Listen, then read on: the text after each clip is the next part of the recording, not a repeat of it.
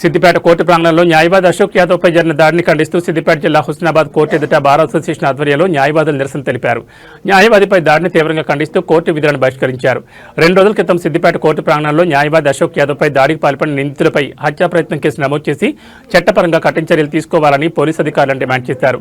న్యాయవాదుల భద్రతకు ప్రభుత్వం మరియు పోలీసు శాఖ పూర్తి స్థాయిలో చర్యలు తీసుకోవాలని, న్యాయవాదుల రక్షణ చట్టాన్ని తీసుకురావాలని కోరారు.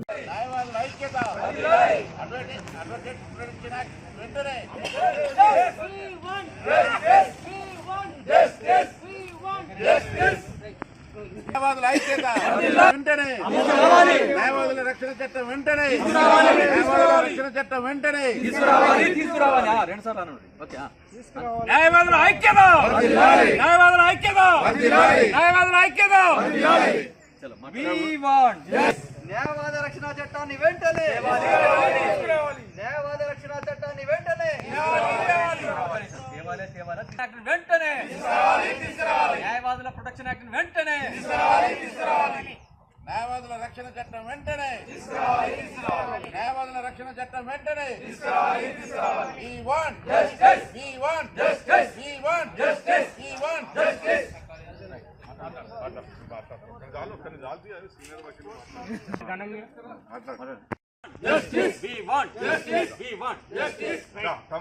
హుస్నాబాద్ బార్ అసోసియేషన్ లో సిద్దిపేటలో జరిగినటువంటి న్యాయవాదిపై దాడిని తీవ్రంగా ఖండిస్తూ ఈరోజు హుస్నాబాద్ బార్ అసోసియేషన్ ఏకగ్రీవంగా విధులు అబ్స్టెండ్ చేయడం జరిగింది.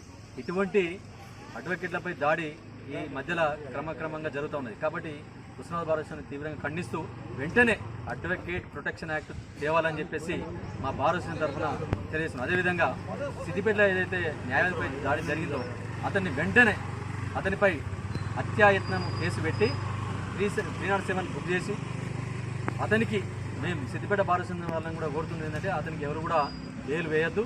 ఇది వారికి ఒక గుణపాఠం కావాలి. ఈ మధ్యలో ఈ దాడులు ఎవరైతే చేస్తున్నారో వాళ్ళు కూడా అందరికీ అది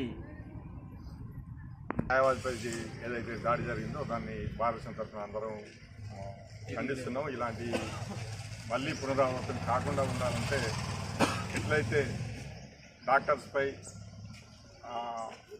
దాడులను వ్యతిరేకిస్తూ అలా దాడి చేసిన వారికి ప్రత్యేక చట్టం ఎట్లా తీసుకొచ్చిందో అట్లాగే న్యాయవాదుల మీద కూడా జరుగుతున్న దాడులు ఏదైతుందో దాడులను ఆపాలంటే ఖచ్చితంగా ప్రభుత్వం చొరవ చూపి వెంటనే ఇది చాలా కాలంగా జరుగుతున్న అంటే న్యాయవాదుల నుంచి వస్తున్న డిమాండ్ కాబట్టి న్యాయవాదుల మీద రక్షణ చట్టం ఏదైతుందో ఆ రక్షణ చట్టాన్ని తీసుకురావాలని ప్రభుత్వాన్ని డిమాండ్ చేస్తూ ఈ నేరానికి పాల్పడ్డ నిందితుడి మీద చట్టపూర్వకంగా చర్య తీసుకోవాలని ప్రభుత్వాన్ని భావిస్తుంటారు. న్యాయవాదుల ఐక్యత.